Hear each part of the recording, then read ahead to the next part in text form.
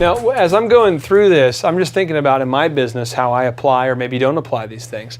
I know we do consulting with a lot of business clients, and in terms of seeing, I like to make sure they have a nice ambiance. They can see examples of clients just like them who've had success with their business. Framed up pictures, that sort of thing. Here, I like to make sure they have the right music playing so it creates the right ambiance when they walk up the stairs or walk around the building, or they're even outside the building. We have music outside the building. The taste, we have the Keurig coffee machine. We've got water available. We've got some candies available. The feel, we always want to have my assistant meet them before they get here. The idea is, and we're not perfect at it, we always try to get perfect, but we're not quite there. But when they get here, we want to already be there waiting for them to greet them. In terms of the smell, I feel like we could improve our smell. I feel like we could do better, but we, try to make sure the office smells nice, but the bathroom, for some reason, we got to do something about that funk. And then the experience, we want to take care of them when they're here and offer the service we promised. And then the who, I try to make sure that my assistant or anybody who works with me dresses sharp. And I know that I can tell you old school, my presentation folder was janky when I was meeting with bride and grooms, and I was meeting them at McDonald's for lunch, trying to convince them to hire us for their wedding entertainment. Here, when we had our first office, I never had background music. It was just crazy awkward. It felt like I was in an elevator with like crickets. With no music? Yeah, it was awkward every time. I never thought about offering them a beverage. I would just say, hey, I'll be right back with you. No music. Just awkward. The feel, I never thought about creating an experience. I never thought about the smell. There was always that smell. We had a bunch of dudes working in our office, so it had smelled like dude, man law. I mean, the experience, the who. We always seemed like that we'd have whoever was the least talented person. I'd be like, well, hey, go on down there and meet that bride. Well, I'll be there in a minute. And then, they would always say crazy things to him. So I think we can all learn a lot by going through this checklist here. Absolutely. And I think that one thing that you do, as I've dealt with you over the years, is like when I get done, when I'm communicating with you, I'll generally get a follow-up from your assistant. And she's always pleasant in the email, and emails can't always be pleasant, but she's always pleasant and cheerful, and it makes me walk away going, that was really cool, and I think that's extremely important, is that customer is walking away going, I felt good about that visit. I want to do it again. Well, now here's the thing here is a lot of business people, and I wrote this down because I want to make sure I asked you. A lot of people I meet at these conferences will say something like, if I was Disney, if I was ChickfilA, it'd be really easy to offer great customer service because I'd have great resources to pull from.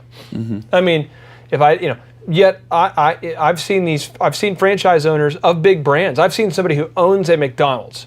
I've actually met people that I've never met someone who owns a Chick-fil-A that hasn't done this, but I've met people who've owned other brand names that are well known and very successful, who still struggle to offer a great experience.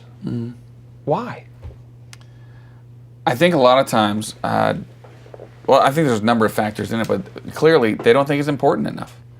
Or it could be that their pride is in the way. That they are, and you and I have met a number of people that are like, this is the way to get it done, period. And you're going, but you're losing money. But this is the way to get it done. But you're going bankrupt. But this is the way to get it done. It's like, you're solid in your beliefs, but you. Well, I met Lee, when we met Lee Cockrell, the guy who used to run Disney World, Executive Vice President of Disney World, and we've seen him speak, and you and I are both fans of his. He talked about basically that the magic is kind of in that mundane. Every day you check in with your staff, and every day the staff fills out these checklists. And the companies that drift away because it's boring, they don't have a lot of success. And there's a quote here by Giorgio Armani. He's the Armani suit guy, the fashion designer. Is that a pointless plug so we can get a suit? We're trying to get suits from this guy. He says, and in the end, the customer doesn't know or care if you are small or large as an organization. She or he only focuses on the garment hanging on the rail in the store. And what he's saying is, it doesn't matter if you're a big brand or a small brand, ultimately it's the experience that you give them that matters. Absolutely. And I think that's huge. How do you make sure that the product, in this case the food, at Chick-fil-A is awesome every day? What are you doing? Well, Just like everything, with Chick-fil-A, we have systems in place. For Chick-fil-A, we actually have what we call time cards to make sure that the food isn't held above a certain point. And I'm gonna be very honest, it is not easy, because when you're busy and you got a lot of chickens flying out the door and a lot of things going on, it's easy not to do it. But yet, if you don't do it, and that person happens to get that sandwich that may be too old, then they're not having a remarkable experience. So how many customers do you see at Chick-fil-A in a typical month? We deal with about 1,800 per day.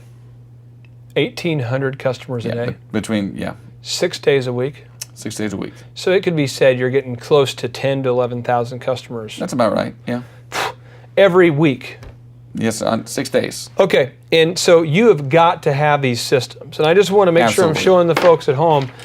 If you